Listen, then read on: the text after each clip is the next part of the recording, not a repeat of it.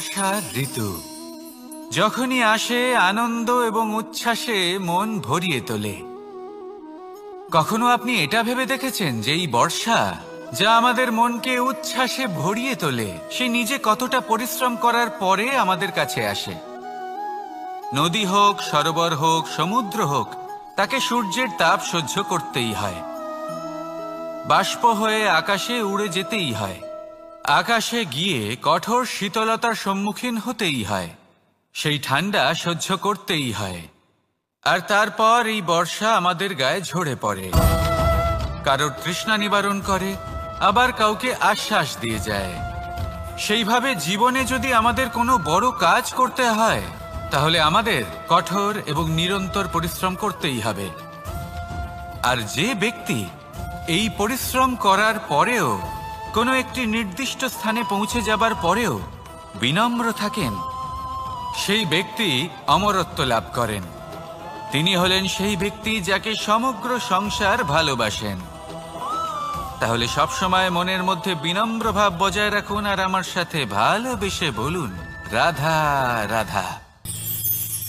কোনো এক বস্ত্রে যদি ছোট্ট একটা ছিদ্র উৎপন্ন হয় আর যদি আমরা তার দিকে নজর না দিই তাহলে সময়ের সাথে সমগ্র বস্ত্র ছিঁড়ে যায় আর কোনো কাজে আসে না। যদি কোনো একটা নৌকাতে ছোট্ট একটা ছিদ্র উৎপন্ন হয় তাহলে সময়ের সাথে পুরো নৌকাই জলে ডুবে যায়। লক্ষ্যের দিকে অগ্রসর হওয়ার সময় একটা ছোট্ট ভুল আপনি যদি করে ফেলেন তাহলে আপনাকে তা লক্ষ্যের থেকে দূরে করে দিতে পারে। এমনটা এই সম্পর্কের সাথেও হয়ে থাকে। কোনো একটা ছোট্ট কথা, একটা ছোট্ট মনোমালিন্য যদি সম্পর্কে আসে এবং সেটা না মেটানো হয় তাহলে সেই সমগ্র সম্পর্কটা অনেক বড় বড় সম্পর্ক ভেঙে যেতে পারে। যদি আপনার সম্পর্কে ছোট্ট একটা ছিদ্র উৎপন্ন হয় তাহলে প্রেমের সূচ আর স্নেহের সুতো দ্বারা সেলাই করে ফেলুন, যাতে আপনার এই সম্পর্ক অটুট থাকে এবং প্রেম দ্বারা পরিপূর্ণ থাকে। আসুন আমার সাথে ভালোবেসে বলুন, রাধা রাধা। জীবনে সাফল্য এবং অসফলতা আপনার বল, আপনার শক্তির উপরে নির্ভরশীল নয়, আপনার মানসিকতার উপর নির্ভরশীল। যদি কোনো ব্যক্তি দৃঢ় নিশ্চয় করে নেয় তাহলে সে কখনো হারে না। যদি কেউ হার মেনে নেয় তাহলে সে কখনোই জিততে পারে না। শেষ পর্যন্ত কি হয়? এই ভাবনাই সত্য হয়ে সামনে চলে আসে, আর এই ভাবনাই পরবর্তীকালে ইতিহাস রচনা করে। সেই জন্য আপনি যদি চান আপনার নাম ইতিহাসে থাকুক তাহলে দৃঢ় হতে শিখুন। ইতিবাচক ভাবনার সাথে, পরিশ্রমের সাথে এগিয়ে চলতে থাকুন। প্রতিস্পর্ধা গ্রহণ করুন আর শুধুই এগিয়ে যেতে থাকুন। সংসারে আপনি যে কোনো উচ্চতাতেই পৌঁছতে পারবেন, কারণ ইচ্ছে শক্তি আর ভালোবাসার চেয়ে বেশি শক্তিশালী আর কিছুই নেই। তাহলে আসুন আর আমার সাথে ভালোবেসে বলুন, রাধা রাধা। আজ আমি আপনাকে একটা ছোট্ট কাহিনী শোনাবো।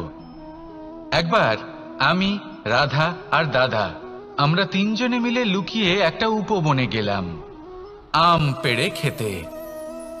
অনেক পরিশ্রম করে আমরা ওখানে পৌঁছলাম আর আমরা আশ্চর্যচকিত হয়ে গেলাম এটা দেখে যে এবার তো আম পাকেইনি। এবার দাদা কি করলেন, একটা আম পাড়লেন আর সেটা চাখলেন, আর উনি নিরাশ হয়ে পড়লেন। উনি বললেন যে এটা তো খুবই টক। তারপর রাধা একটা আম পাড়লো আর সেটা চেখে দেখলো, আর রাধা উৎসাহিত হয়ে পড়ল। আমি রাধাকে জিজ্ঞেস করলাম, কি হয়েছে, তুমি এত উৎসাহিত কেন? তখন রাধা বলল যে এবার এত বেশি টক আম হয়েছে যে এগুলো দিয়ে আমরা আচার বানাবো। তাহলে দাদা ওখান থেকে বেরিয়ে গেলেন নিরাশ হয়ে এবং খালি হাতে। রাধাও ওখান থেকে বেরিয়ে গেল কিন্তু উৎসাহিত হয়ে, আর অনেকগুলো কাঁচা আম সাথে নিয়ে। এর থেকে আমরা কি শিক্ষা পেতে পারি? যে প্রত্যেকটা স্থানে এমন কিছু রয়েছে যেখান থেকে আমরা কিছু একটা শিক্ষা লাভ করতে পারি, যা আমাদেরকে বিকাশের পথে নিয়ে যেতে পারে। এই শিক্ষা প্রত্যেক স্থানে আছে। সবকিছু আমাদের দৃষ্টিভঙ্গির উপর নির্ভর করছে। যখনই আমাদের জীবনে, আমাদের সম্পর্কে কোনো সমস্যা, কোনো বিপদ আসে, তখন বেশিরভাগ মানুষ সেই বিষয় নিয়ে দুঃখী হয়ে পড়েন। আর কিছু মানুষ এমনও থাকেন যারা শেষ পর্যন্ত তার সমাধান করেন, বিপদকে পরাজিত করেন, সম্পর্কগুলিকে আবার জুড়ে দেন।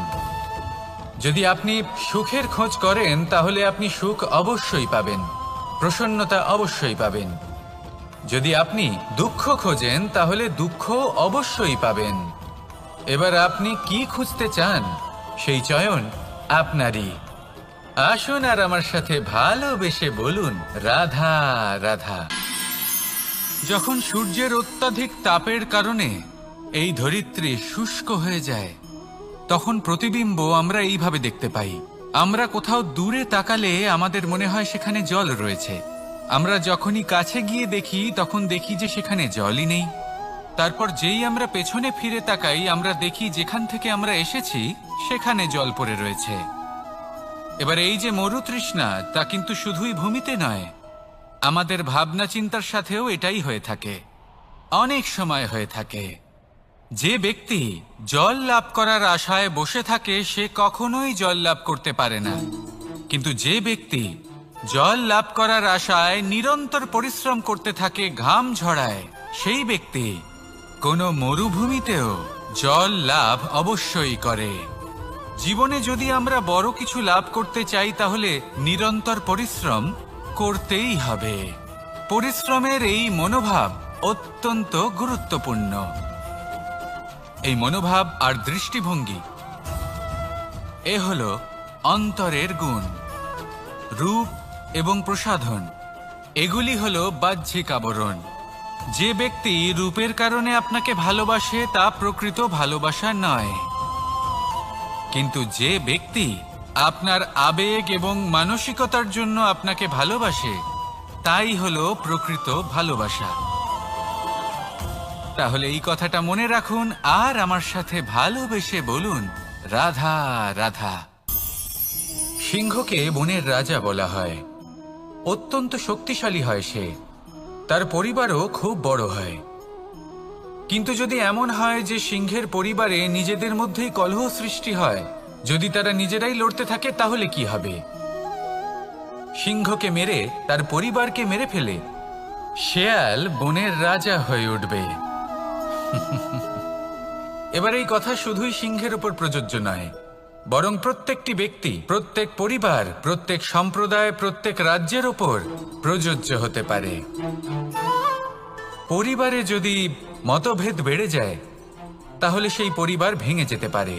ইতিহাস এই বিষয়ের সাক্ষী। যদি সমাজের মানুষ নিজেদের মধ্যেই লড়তে থাকেন তাহলে কেউ রাজা হতে পারেন না, বরং অন্য কেউ সেই কলহের সুযোগ নিয়ে নিজে রাজা হয়ে বসেন।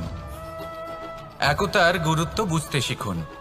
ঘুরে ফিরে বিষয়টা এসে দাঁড়াচ্ছে সেই ভালোবাসায়, কারণ ভালোবাসাই হলো সেই যা সকলকে একসাথে বেঁধে তাদের আনন্দে রাখতে পারে। প্রেমের থেকে বেশি শক্তিশালী আর কিছুই নেই। তাই এই প্রেমকে নিজের মনে জাগ্রত করুন, নিজের পরিবারে বর্ষণ করুন, সমাজে বর্ষণ করুন, রাজ্যে বর্ষণ করুন, আর এই ভালোবাসার সাথেই বলুন রাধা রাধা। বর্ষা কখনো অনুভব করে দেখেছেন এই বর্ষা? আকাশ থেকে বর্ষার ফোঁটা ঝরে পড়ে, মিষ্টি ফোঁটা, শীতল ফোঁটা, মনকে পবিত্র করে তোলে, ধরিত্রীর তৃষ্ণা নিবারণ করে, আশপাশটা সবুজে ভরিয়ে তোলে। এবার এই রকম জল আমরা কুয়ো থেকেও পেতে পারি। যদি আমরা ভেবে দেখি যে বর্ষা এবং কুয়োর জলের মধ্যে পার্থক্য কি, তবে পার্থক্য আছে। পার্থক্য হলো ভাগ্য এবং কর্মের। বর্ষা হলো ভাগ্য। প্রকৃতির যখন ইচ্ছে হবে তখন বর্ষা হবে, কিন্তু কুয়ো আমরা এমনি এমনি পাই না। কর্ম এবং পরিশ্রমের দ্বারা একে প্রাপ্ত করতে হয়। এই ধরিত্রীকে খুঁড়তে হয়, অনেক ঘাম ঝরাতে হয়, তবেই আমরা একটা কুয়ো প্রাপ্ত করতে পারি। এবার এই বর্ষা, এটা সারা বছর হয় না, কিন্তু কুয়ো এটা বছরের পর বছর আমাদের তৃষ্ণা নিবারণ করে। এবার এর থেকে আমরা কি শিক্ষা লাভ করি? এটাই যে আপনি ভাগ্যের উপর বিশ্বাস রাখুন, কিন্তু নিজের কর্মের উপর আস্থা রাখুন, কারণ কর্ম এবং পরিশ্রম আপনাকে এই সংসারের যে কোনো শিখরে পৌঁছে দিতে পারে। তাহলে নিরন্তর প্রয়াস করুন, কর্ম করুন, আর আমার সাথে ভালোবেসে বলুন রাধা রাধা। ইচ্ছে বড়ই বিচিত্র জিনিস এই ইচ্ছে। যদি তা পূর্ণ না হয় তাহলে তা ক্রোধকে জন্ম দেয়, যদি তা পূর্ণ হয় তাহলে লোভকে জন্ম দেয়, যদি সময়ের মধ্যে পূর্ণ না হয় তাহলে শোককে জন্ম দেয়, আর যদি সময়ের পূর্বেই পূর্ণ হয়ে যায় তাহলে অহংকারকে জন্ম দেয়। সকলের ইচ্ছে থাকে, আপনারও অবশ্যই থাকবে, তা অবশ্যই পূরণ করবেন। কিন্তু একটা কথা মনে রাখবেন, আপনার এই জীবন এটা কোনোভাবেই আপনার ইচ্ছে পূরণ করার মাধ্যম নয়। এ হলো ধৈর্য সাধনের এক মাধ্যম, নিয়ন্ত্রণ করার এক মাধ্যম। নিয়ন্ত্রণ নিজের কামনার ওপর, নিজের ইচ্ছের ওপর, নিজের আবেগের ওপর। কারণ ইচ্ছে এটা হলো সেই অশ্বের মতো যা একবার লাগাম ছাড়া হয়ে গেলে আপনার হাত থেকে যদি এই লাগাম বেরিয়ে যায় তাহলে তা আপনাকে সোজা বিনাশের পথে নিয়ে যেতে পারে। কিন্তু যদি আপনি একে নিয়ন্ত্রণ করতে পারেন তাহলে এটা আপনাকে সাফল্যের শিখরে অবশ্যই পৌঁছে দিতে পারে। তাহলে ইচ্ছেগুলিকে নিয়ন্ত্রণ করুন আর আমার সাথে ভালোবেসে বলুন, রাধা রাধা। আমরা আনন্দ লাভের জন্য ভালোবাসি মা বাবাকে, ভাই বোনকে, পরিবার পরিজনকে, বন্ধুকে, প্রেমিকাকে। আমরা চাই যে সকলে যেন আপন হয়ে থাকেন, আমাদের কাছে থাকেন। কিন্তু মানুষের একটা প্রবৃত্তি আছে যে তিনি যা লাভ করে ফেলেন তার মূল্য তিনি বুঝতেই পারেন না। যদি আপনার বাড়ির কাছে একটা মিষ্টি জলের সরোবর থাকে বা সুন্দর নদী থাকে তাহলে জলের গুরুত্বটা কি আপনি তা বুঝতেই পারবেন না। সেইখানে আপনি যদি কোনো একটা মরুভূমিতে যান আপনি অনুভব করতে পারবেন যে এক একটা ফোঁটা জলের কি গুরুত্ব, তার মূল্য কি। সুখের মুহূর্তে যদি আপনজনদের মনে রাখেন তবে দুঃখের মুহূর্ত নিজে থেকেই দূরে সরে যাবে। ভালোবাসা এবং তার সাথে স্মরণ করা, এটাই তো হলো জীবনের এবং ভালোবাসার আসল মূল্য। আসুন আর আমার সাথে ভালোবেসে বলুন, রাধা রাধা। একটা জলের ফোঁটাকে ফোঁটা নামে সম্বোধন করা হয়। অনেক ফোঁটা একত্রিত হলে সাগরের রূপ ধারণ করে। শুধু একটা পাতাকে পাতা বলা হয়, অন্য অনেক পাতার সাথে একত্রিত হলে তা গ্রন্থের রূপ ধারণ করে। একটা মাত্র সুতো অন্য সুতোর সাথে মিলিত হলে বস্ত্রের রূপ ধারণ করে। অনেক সংখ্যক ইট একত্রিত হলে মহলের রূপ ধারণ করে। সৈন্যরা একত্রিত হলে সৈন্যদল তৈরি হতে পারে। এটা হলো শক্তি সংগঠনের, এটাই হলো শক্তি একতার। তা সে বনস্পতি হোক বা কোনো ব্যক্তিই হোক, কোনো মনোভাবই হোক, যদি একা থাকে তাহলে দুর্বল হয়ে পড়বে। যদি সংগঠিত থাকে তাহলে শক্তিও বাড়বে আর আপনাকে সামনে এগিয়েও নিয়ে যাবে। তাই এই একতায় বিশ্বাস রাখুন আর আমার সাথে ভালোবেসে বলুন, রাধা রাধা। জীবন কিসের উপর নির্ভরশীল? ধনের ওপর, বৈভবের ওপর, নিঃশ্বাসের ওপর? না, এই জীবন নির্ভরশীল বিশ্বাসের ওপর। বিশ্বাস নিজের ওপর, বিশ্বাস আমাদের আপনজনের ওপর। কিন্তু যখন এই বিশ্বাস ভেঙে যায় তখন মানুষের মনও ভেঙে যায় আর তারপর সে অন্য কিছু করতেই পারে না। তখন কি করা যেতে পারে? তিনটে কাজ আছে যা আপনি করতে পারেন। প্রথম, ভালোবাসা। যাকে আপনি ভালোবাসেন, যারা আপনাকে ভালোবাসে, ভুল যারই হোক না কেন, তার কাছে ক্ষমা চাইতে কখনোই সংকোচ বোধ করবেন না। দ্বিতীয় হলো বিশ্বাস। যারা আপনাকে ভালোবাসেন, আপনাকে বিশ্বাস করেন, তাদের বিশ্বাস কখনো ভাঙবেন না। তৃতীয় হলো আশা। যারা আপনাকে ভালোবাসেন, আপনাকে বিশ্বাস করেন, তাদের আশা আপনার সাথে জড়িত। তাদের থেকে কখনো কিচ্ছু লুকোবেন না। এই তিনটে কাজ করুন আর এই জীবন সুপ্রসন্ন হয়ে বলবে, রাধা রাধা। আমি মনুষ্যরূপে জন্ম নিয়েছি এবং সমস্ত কর্ম এই রূপেই করেছি। কিন্তু আশ্চর্যের বিষয় হলো যে আজও মানুষ আসেন এবং হাত জোড় করে প্রার্থনা করেন যেন আমি ওনাদের সহায়তা করি। আপনাদের একটা কথা বলতে চাই, আমি সকলকে সাহায্য করতে পারবো না, কিন্তু আমি শিক্ষা অবশ্যই দিতে পারবো, জ্ঞান প্রদান করতে পারবো। এমন কিছু জ্ঞান যার ভিত্তিতে মানুষ যা চাইবেন তাই লাভ করতে পারবেন যদি সঠিক কর্ম করতে থাকেন। যখন কংসের অসুররা গোকুলে ধ্বংসলীলা চালাচ্ছিলেন তখন আমি কারোর থেকে সাহায্য চাইনি। আমি দাঁড়িয়েছিলাম এবং আমি তার বিরোধিতা করেছিলাম। সবাই বলেন যে আমি ছোট্ট একটা আঙুলে গোবর্ধন পর্বত তুলেছিলাম, কিন্তু আমি কি ওখানে একা ছিলাম? কখনোই নয়। আমার সাথে অসংখ্য গোকুলবাসী, অসংখ্য বর্ষণাবাসী ছিলেন, নিজের হাতে একটা লাঠি নিয়ে। ওনাদের মনোবল, ওনাদের আশীর্বাদ আমার সাথে ছিল। মহাভারতে আমি শুধুই শিক্ষক ছিলাম, আমি শুধুই শিক্ষা দিয়েছি। লক্ষ্য সাধন করেছে অর্জুনই, যুদ্ধ করেছে অর্জুনই এবং জয়ীও হয়েছে অর্জুনই। আমি শুধুই শিক্ষা দিতে পারি। অবশেষে আপনাকে শুধু এটুকুই বুঝতে হবে যে ঈশ্বর সবকিছু করতে পারেন না, করতে হবে আপনাকে। ঈশ্বর আপনাকে আশীর্বাদ করতে পারেন যে কাজ আপনি মন থেকে করবেন সেটা অবশ্যই পূরণ হবে। সেই জন্য নিজের লক্ষ্যের পথে এগোতে থাকুন। চেতনা, বিবেক এবং পরিশ্রমের দ্বারা আপনার যা যা স্বপ্ন আছে, যা লক্ষ্য আছে, আপনি অবশ্যই লাভ করবেন। আর এই মন সুপ্রসন্ন হয়ে বলবে, রাধা রাধা। কখনো কখনো এমন হয় আমরা আমাদের বাড়ির উঠোনে বীজ বপন করি, আর তা বিকশিত হয় একটা সুন্দর বৃক্ষে। তার শাখাগুলি প্রতিবেশীর বাড়ি পর্যন্ত পৌঁছয়। ফলের বর্ষণ প্রতিবেশীর বাড়িতেও হয়ে থাকে। আর আমরা ভাবি গাছ আমরা উৎপন্ন করব আর ফল খাবেন আপনারা। এই কেমন কথা হলো? আপনাকে এই কথা বুঝতে হবে যে এসব হলো ভৌতিক বস্তু, সাংসারিক বস্তু। কখনো নিজের বাড়ির বাগানে ভালোবাসার গাছ বপন করে দেখুন। তার শাখাও প্রতিবেশীর বাড়ি পর্যন্ত পৌঁছবে, ফলের বর্ষণ সেখানেও হবে। কিন্তু সেই ফল চাইতে আপনাকে যেতে হবে না, সেই ফল দ্বিগুণ মাত্রায় আবার আপনার কাছেই ফিরে আসবে। তাই নিজের বাড়িতে আর নিজের মনে ভালোবাসার গাছ উৎপন্ন করুন। এই জীবন প্রসন্ন হয়ে বলবে, রাধা রাধা।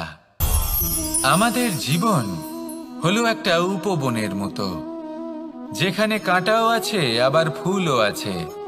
আর যদি আপনি ফুল লাভ করতে চান তাহলে কাঁটার সংস্পর্শে তো আপনাকে আসতেই হবে। এটাই জীবনের সত্য। আমাদের জীবনে, আমাদের পরিবারে, আমাদের সমাজে দেখবেন ভিন্ন ভিন্ন ধরনের মানুষ আছে। কেউ আছেন দুর্জন, কেউ সজ্জন, কেউ শত্রু হন তো কেউ মিত্র। যদি আপনি দুর্জনদের কাছে যান তাহলে শুধুই কষ্ট পাবেন, যদি আপনি শত্রুর কাছে যান তাহলে ঝামেলায় জড়িয়ে পড়বেন। তার চেয়ে ভালো আপনি সজ্জনদের কাছে যান, আনন্দ এবং জ্ঞান লাভ করবেন। নিজের মিত্রদের কাছে যান, আপনি সাহস লাভ করবেন। আরও একটা কথা বলি, এই জীবন এত বড়ও নয় যে আপনি প্রত্যেক সমস্যায় প্রত্যেক মানুষের সাথে ঝামেলায় জড়াবেন। শুধু যার সাথে আপনার মনের মিল হবে তাকে প্রণাম করুন, আর যার সাথে মনের মিল হবে না তাকে দূর থেকে প্রণাম করুন। কিন্তু মনের মধ্যে থেকে প্রেমের বোধ কোথাও যেতে দেবেন না, কারণ এই ভালোবাসাই শেষ মুহূর্তে আপনার উচিত পথ প্রদর্শন করবে। তাই এই ভালোবাসাকে মনে জাগ্রত রাখুন, আর এই ভালোবাসার সাথেই বলুন, রাধা রাধা। কখনো আপনি কোনো গোয়াল দেখেছেন? অধিক মাত্রায় গোবর পড়ে থাকে আর ওখানে এক ধরনের পোকা দেখতে পাওয়া যায়, যাকে গুবরে পোকা বলা হয়। এরা কি করে? সারাদিন সেই গোবরেই বাস করে। সেই গোবরকে গোল আকৃতি প্রদান করে নিজের বাসার দিকে নিয়ে যাওয়ার চেষ্টা করে। অনেক পরিশ্রম করার পরে সেই গোবরের টুকরোগুলো নিজের বাসার দিকে নিয়ে যায় আর বুঝতে পারে ওর বাসা তো খুবই ছোট, আর এই গোবরের টুকরো তো অত্যন্ত বড়। এ তো বাসাতে প্রবেশ করতেই পারবে না। তাও চেষ্টা করতে থাকে, শেষ পর্যন্ত অসফল হয় আর সেই পোকা একাই বাসাতে ঢুকে যায়। এরকম মানুষের সাথেও হয়ে থাকে। সমস্ত জীবন মানুষ ধন, স্বর্ণ, সুখ স্বাচ্ছন্দ্য এই সব কিছু অর্জন করতে ব্যস্ত থাকে। আর যখন সময় আসে এই সংসারকে ত্যাগ করে চলে যাওয়ার, তখন সে বুঝতে পারে যে এই সব কিছু তো আমি নিজের সাথে নিয়ে যেতেই পারবো না। মনে দুঃখ নিয়ে সংসার থেকে বিদায় নেয় সে। তার বদলে যদি মানুষ কোনো নির্ধন ব্যক্তিকে সাহায্য করে দেয়, কোনো দুঃখী ব্যক্তিকে হাসাতে চেষ্টা করে, তাহলে মনে সন্তোষ নিয়ে সংসার ত্যাগ করতে পারে। এই জীবনে ধন, স্বর্ণ, সুখ স্বাচ্ছন্দ্য অতি আবশ্যক, কিন্তু এগুলোই বাস্তব সম্পত্তি নয়। তাহলে কি এই বাস্তব সম্পত্তি সেটা বুঝতে শিখুন আর আমার সাথে ভালোবেসে বলুন, রাধা রাধা। আপনার থেকে বড়, আপনার থেকে মহান হলেন সেই গুরু। এটা কি আবশ্যক যে সেই গুরু কোনো ব্যক্তিই হবেন? কখনোই নয়। গুরু হলেন একটা তত্ত্ব, গুরু হলেন একটা শক্তি। গুরু একজন ব্যক্তি হলে শুধুই একজনই হতেন, কিন্তু তা নয়। গুরু হলেন একটা অনুভূতি, গুরু হলেন শ্রদ্ধা। গুরু তিনি যিনি আপনার ব্যক্তিত্বের পরিচালক হন। গুরু তিনি যিনি আপনার ব্যক্তিত্বের নির্মাতা হন। আপনি কখন, কোথায়, কোন স্থানে, কি রূপে গুরু লাভ করবেন আর কি শিক্ষা লাভ করবেন তা নির্ভর করছে আপনার মানসিকতার উপর, যে আপনি সকলকে কিভাবে আপন করে নিতে পারেন। যদি আপনি গুরুকে আপন করতে চান, জ্ঞানকে আপন করতে চান, তাহলে আপনার মধ্যে শ্রদ্ধা জাগ্রত করতে হবে, সামর্থ্য জাগ্রত করতে হবে। আপনি গুরু এবং জ্ঞানকে আপন করে নিতে পারলে তা এমনিই আপনাকে মহান করে তুলবে। তাহলে আসুন আর আমার সাথে ভালোবেসে বলুন, রাধা রাধা। সময় এবং ধন, একটা যা প্রকৃতি আমাদের দান করেন আর একটা যা আমরা নিজেরা অর্জন করি। কিন্তু যখন হারিয়ে ফেলার প্রসঙ্গ আসে তখন আমরা এই দুই একসাথে হারিয়ে ফেলি। এই সময় যদি আপনি গুনতে থাকেন তাহলে তা এমনিও নষ্ট হয়ে যাবে, কারণ সময় গণনা করতে আপনি যে সময় ব্যতীত করেন তা তো এমনিই নষ্ট হয়ে যায়। এই সময়কে যদি আপনি একত্রিত করার চেষ্টা করেন তাহলে তা সম্ভব হবে না। সময়ের বিষয়ে শুধু একটাই কথা বলবো, আপনি যদি একে ব্যবহার করেন তাহলেই জীবনে বৃদ্ধি হবে। ধনের সাথেও এটাই হয়। কথায় আছে যে এই ধনের দ্বারাই ধন অর্জন করা সম্ভব। যদি আপনি এই ধনের যত্ন নেন এবং একে সামলে রাখেন তাহলে ধন আপনাকে সামলে রাখবে। এবার সময় আমরা প্রচুর পরিমাণে পাই, কিন্তু তার অর্থ এটা নয় যে আমরা তা নষ্ট করি। বাস্তব অর্থে সময় তা অত্যন্ত মূল্যবান। এর সদ্ব্যবহার করা যদি আপনি শিখে যান তবে এই সময়ও আপনাকে অবশ্যই অতি মূল্যবান করে তুলবে। আসুন আর আমার সাথে ভালোবেসে বলুন, রাধা রাধা। কথায় আছে যে এমন কোনো অক্ষর নেই যার দ্বারা কোনো মন্ত্র হয় না। এমন কোনো বনস্পতি নেই যা নিজেই একটা ঔষধি নয়। পৃথিবীর এমন কোনো ব্যক্তি নেই যার মধ্যে কোনো যোগ্যতা থাকে না। শুধু প্রয়োজন হলো যে ব্যক্তিকে আমরা খুঁজে চলেছি তাকে সঠিকভাবে চিনে নেওয়া। যদি তার যোগ্যতা, তার বিশেষত্ব আমরা বুঝতেই না পারি তাহলে আর লাভ কি রইল? এই সংসারে এমন অনেক ব্যক্তি রয়েছেন যারা ছোট ছোট অসফলতার কারণে আপনাকে এটা বলে দেবে যে আপনি কোনো কাজের নন, আপনি হলেন মূর্খ, আপনি কিছুই করতে পারবেন না। এইসব কথায় কখনোই বিশ্বাস করবেন না, কারণ আপনি এবং প্রত্যেকটি জীব এই পরমাত্মা এবং এই প্রকৃতির সৃষ্টি যা অত্যন্ত বিশেষ। যদি আপনাকে উদাহরণ দিই তাহলে একদিকে আছে তরোয়াল, একটা বড় লম্বা তরোয়াল যার দ্বারা যুদ্ধ করা যায়, জয়লাভ করা যায়। আর অন্যদিকে রয়েছে একটা ছোট্ট সূঁচ, কিন্তু যে কাজ একটা ছোট্ট সূঁচ করতে পারে তা একটা তরোয়াল দ্বারা সম্ভব নয়। এর অর্থ হলো এটাই যে প্রত্যেকটা রচনা অত্যন্ত অমূল্য এবং অত্যন্ত বিশেষ হয়। তাহলে বিশ্বাস রাখুন যে আপনি অত্যন্ত বিশেষ একজন, আর প্রেমের সাথে বলুন, রাধা রাধা।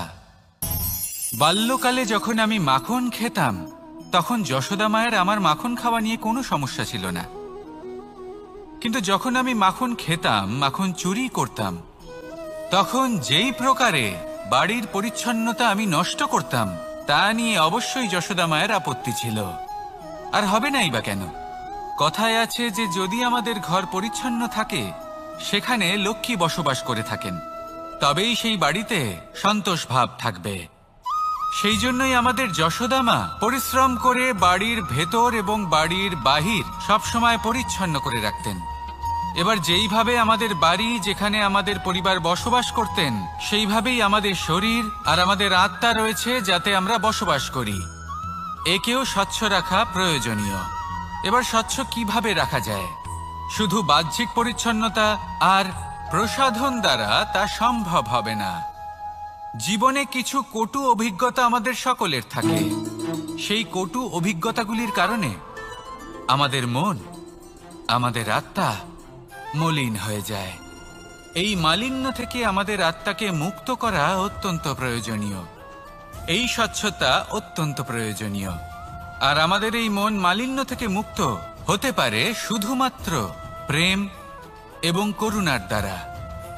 তাই সকলকে ভালোবাসতে থাকুন আর মনের মধ্যে করুণার বোধ জাগ্রত করুন। কারণ যেইভাবে বাড়ি পরিষ্কার থাকলে তাতে লক্ষ্মী বসবাস করেন, সন্তোষবোধ বজায় থাকে, সেইভাবেই যদি মন স্বচ্ছ থাকে তাহলে তাতে সন্তোষও থাকবে, শান্তিও থাকবে। তাহলে ভালোবাসতে থাকুন, মনের মধ্যে করুণাবোধ জাগ্রত করুন আর আমার সাথে ভালোবেসে বলুন, রাধা রাধা। আপনি কখনো রেশমের কীট দেখেছেন? নিজের সুরক্ষার জন্য সে নিজের লালা থেকে একটি সুতো উৎপন্ন করে আর সেই সুতো দ্বারা নিজেকে পেঁচিয়ে নেয়, প্রকৃতি এবং অন্য জীবজন্তুর হাত থেকে সুরক্ষার জন্য। কিন্তু যখন সেই সুতো শুকিয়ে যায় তখন কি হয়? তা একটা খোলসে পরিণত হয়, এত সবল হয়ে যায় যে সেই রেশমের কীট তা ভেঙে বাইরে বেরিয়েই আসতে পারে না। শেষ পর্যন্ত এই কারণেই সে মৃত্যু লাভ করে। এবার যদি একটা প্রজাপতির কথা বলি, তাহলে প্রজাপতি কি করে? যখন সে উড়তে চায় সে নিজেই নিজের খোলস ভেঙে ফেলে, সে তার পাখনা মেলে আর তারপর সে আকাশে উড়ে বেড়ায়। এটাই হলো শিক্ষা আমাদের জন্য। যদি আমরা আকাশে উড়ে বেড়াতে চাই তাহলে আমাদেরকেও অন্তর থেকে সেই খোলস ভাঙতে হবে, অর্থাৎ নিজেদেরকে বন্ধন থেকে মুক্ত করে দিতে হবে। সুরক্ষার জন্য কোনো বাঁধনে জড়িয়ে পড়া এ হলো সবথেকে বেশি অসুরক্ষিত কার্য। জীবনে সুরক্ষার ভয় থাকাটা উচিত, কিন্তু তা যদি অত্যাধিক হয়ে যায় তাহলে তা আপনাকে এতটাই দুর্বল করে দেবে যে আপনি নিজেরই সুরক্ষার চক্র ভেঙে বেরোতেই পারবেন না। যদি আপনি নবনির্মাণ করতে চান তাহলে আপনাকে নিজেরই সুরক্ষা কবচ ভেঙে বেরোতেই হবে, সাহসের সাথে পরিশ্রম করতে হবে। আর যদি আপনি এটা করতে পারেন তাহলে আপনার উড়ান কেউ আটকাতে পারবে না। আসুন আমার সাথে ভালোবেসে বলুন, রাধা রাধা। মানুষ, কোনো ব্যক্তির নির্মাণ হয় কিভাবে?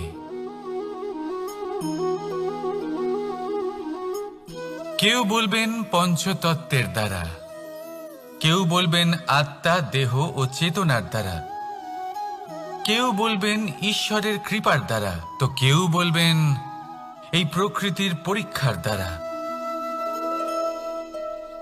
না, মানুষের নির্মাণ হয়ে থাকে বিশ্বাস দ্বারা।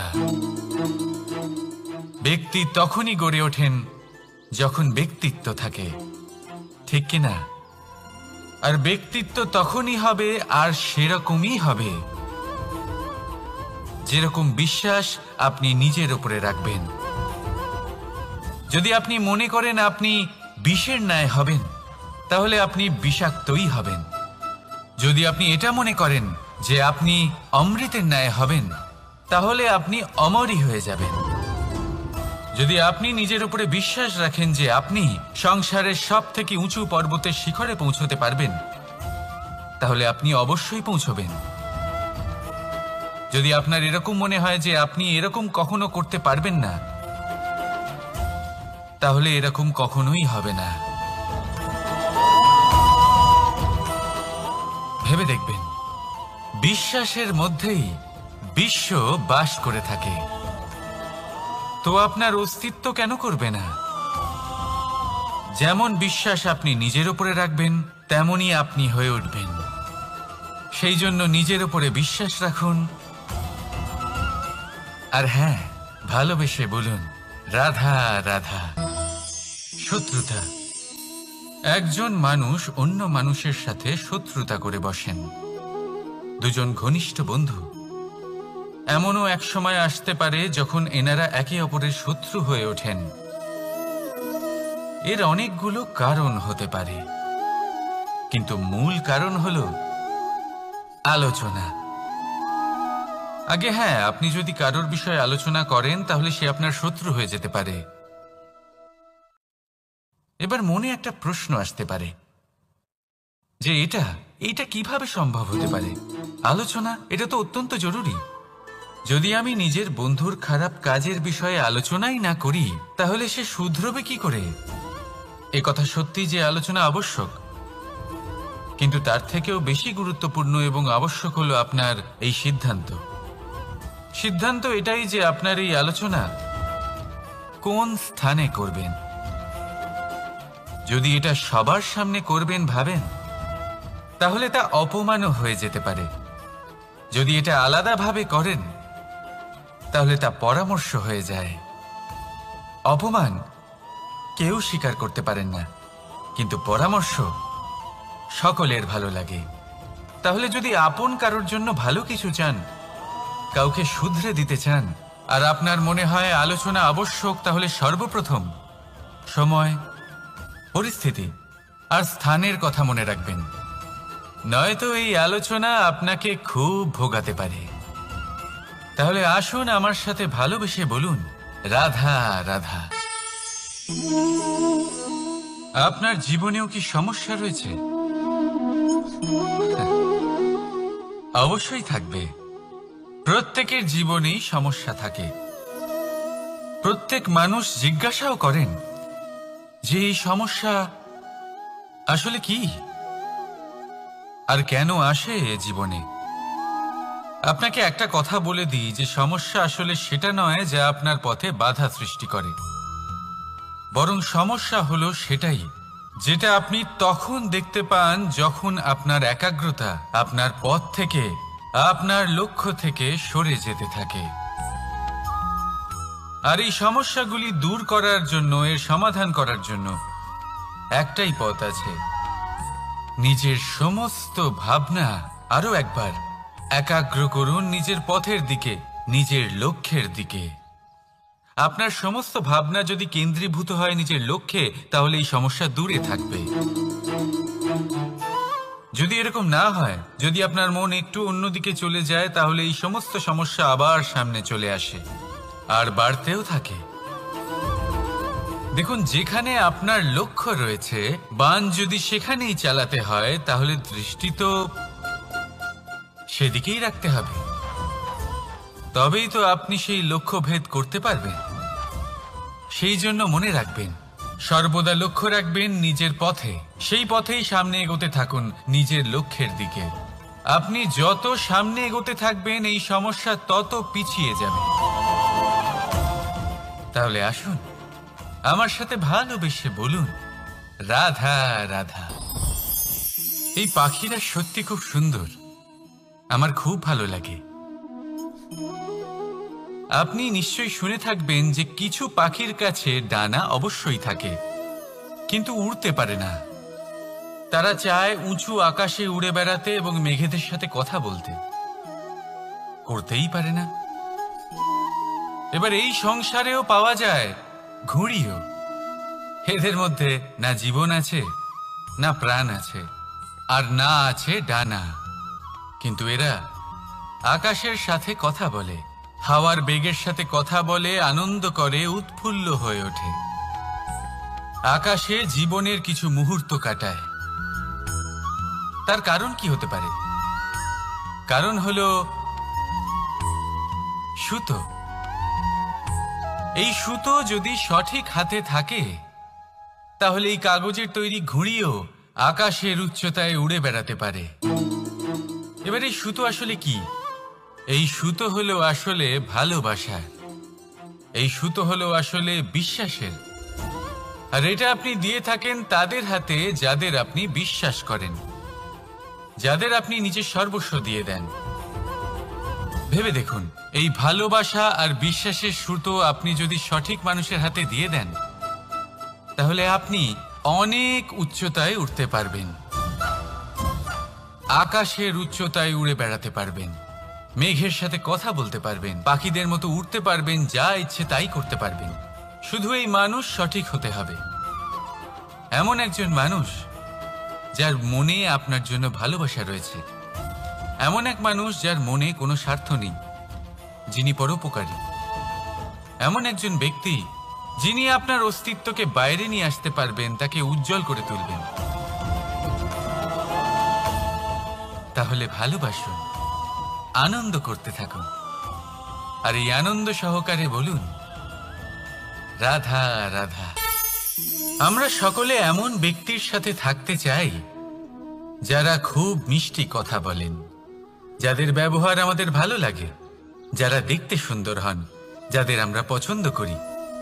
আর সবসময় এমন ব্যক্তির থেকে দূরে থাকতে চেষ্টা করি যাদেরকে আমরা পছন্দ করি না, যাদের কথা আমাদের খারাপ লাগে, যাদের কথা একটু কঠোর হয়। আমরা সবসময় চেষ্টা করি এদের থেকে দূরে থাকার, ঠিক কিনা? কিন্তু যদি বাস্তবটা দেখি, তাহলে এই কঠোরতা জীবনে শান্তির প্রলেপ দেয়। ওষুধও একটু কড়াই হয়, কিন্তু এ কি করে? আমাদের সুস্থ করে তোলে। ঠিক সেইভাবেই ভালোবাসার এই অধ্যায় একটু কঠিন, একটু কড়াও মনে হতে পারে, কিন্তু এর ফল সবসময় আপনাদের স্বাস্থ্যের পক্ষে ভালোই হয়। সেই জন্য যদি কেউ আপনার নিন্দে করে, আপনাকে কড়া কথা শোনায়, আপনার ব্যাপারে আলোচনা করে, তার মানে এটা নয় যে সে আপনার শত্রু। হতে পারে তিনি আপনার বন্ধু হন, আপনার জন্য ভালো চান, আপনাকে শুধরে নিতে চান, আপনার মধ্যে কোনো পরিবর্তন দেখতে চান। সেই জন্য কখনো কারোর কথা শুনে বা কাউকে দেখে প্রাথমিকভাবে এই সিদ্ধান্ত নেবেন না যে তিনি আপনার শত্রু হন নাকি আপনার বন্ধু হন। এমনও শত্রু হয়ে থাকেন যে গুড়ের মতো মিষ্টি মিষ্টি কথা বলে আসলে আপনাকে বিষ পান করিয়ে দেবেন। আর এমনও বন্ধু থাকেন যারা আসলে নিমের মতো কড়া কথা বলেন, কিন্তু আপনাকে অমৃত পান করান। এদের মধ্যে পার্থক্য করতে জানতে হবে, কে আসলে শত্রু হন আবার কে আসলে মিত্র হন। এই পার্থক্য যখন আপনি করতে শিখবেন, তখন আপনি এই সংসারের সব থেকে সুখী প্রাণী হয়ে উঠবেন। এই পার্থক্য বোঝা সহজ নয়, কিন্তু অবশ্যই আবশ্যক।